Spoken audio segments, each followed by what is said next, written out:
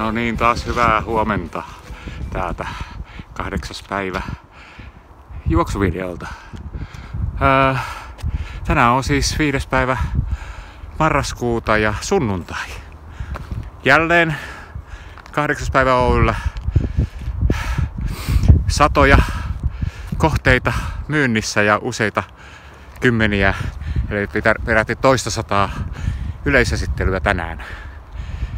Ja täällä olen tällä hetkellä itäisessä Helsingissä ja tämän paikan nimi on Mustikkamäki. Mustikkamäki, joka on Vartiokylän ja Kontulan välissä. Hyvin rauhallinen asualue. Täälläkin on paljon hyviä omakotitaloja myynnissä. Mutta jatketaan juoksua. Kiitos.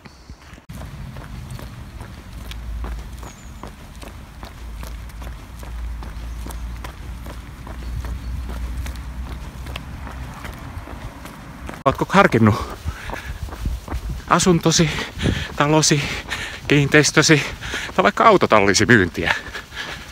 Nyt kannattaa pyytää minut paikalle. Nimittäin teen semmoisen ehdotuksen, että siitä on vaikea kieltäytyä. Kiitoksia.